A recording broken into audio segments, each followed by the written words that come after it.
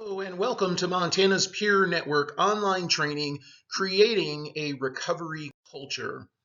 What we will learn in this video is how to evaluate our current culture, how to understand what a recovery culture is, and policy and procedure changes, and then we will finish up with training. So what is a recovery culture? This is starts with your environment. What does your office or your space, your center, what does it look like? When people walk in, is it warm? Is it welcoming? I know when I go to my doctor's office, there's comfortable chairs, there's plants, there's magazines, there's a big TV that's showing wellness videos on it. There's is there literature, magazines, posters about recovery that are available to clients, to staff, and to clients' supporters, their loved ones, the natural supports in their lives? Do you have literature for them? Is the staff trained in the 10 guiding principles of recovery? We can't make the assumption that people come in or because they work at a behavioral health center, that they understand the guiding principles of recovery. We need to train them, and we need to constantly shore up that knowledge base each day, right? Okay, is recovery language utilized with every client, or is it only utilized with some clients? In other words, can only some clients recover and then some can't? Are we utilizing recovery language? Does your staff know what recovery language even is? Is trauma-informed care standard practice in your organization? Do you have a training every year or every other year where the entire staff is trained in the practice of trauma-informed care? Advisory teams or advisory councils or groups, these are groups that often share their experiences and help to improve policies and the culture. This can be really, really important because this is asking your customer, what do you think? And it needs to include, like I said, clients, but also the clients' supporters, their loved ones, their partners.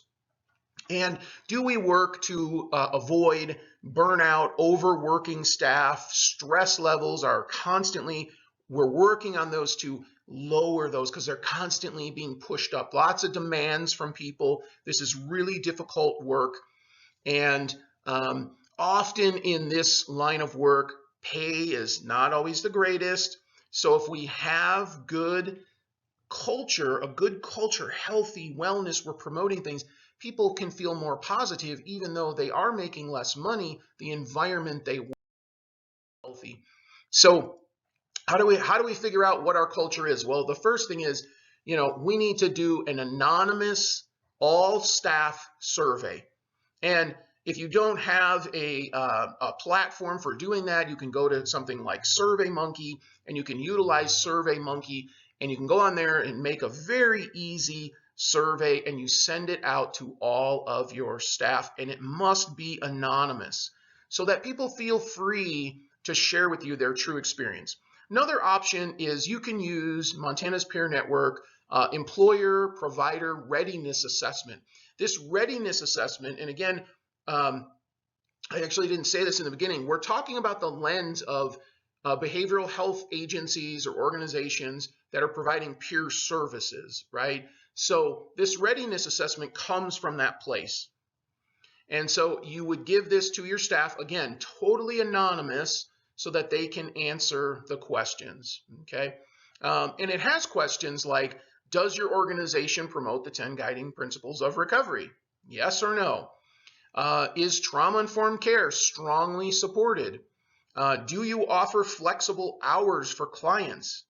I mean, recovery doesn't happen 9 to 5. And what about the person who walks in the door at 4:50?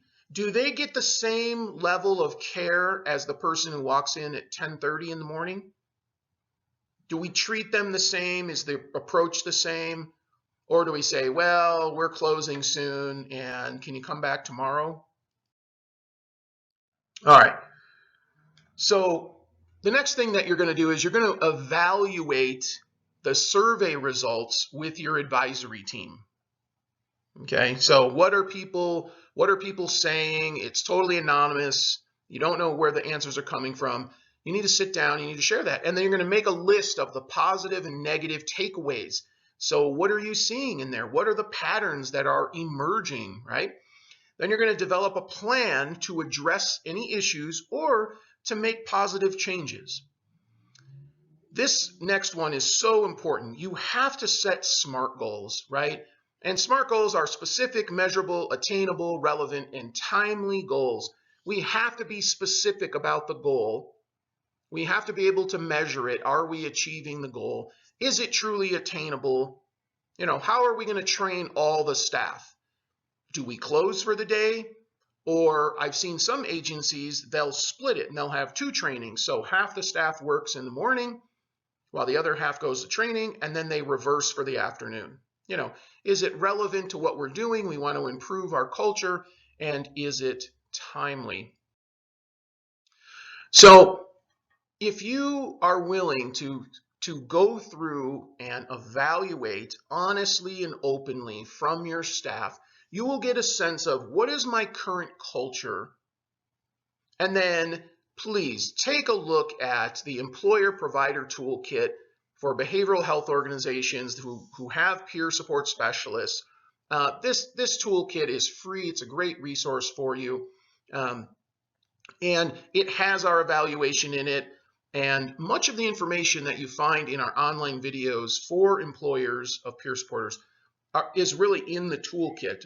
And so if you find that's not enough and you'd like more information, you can always contact me at Montana's Peer Network. My information there is on the screen.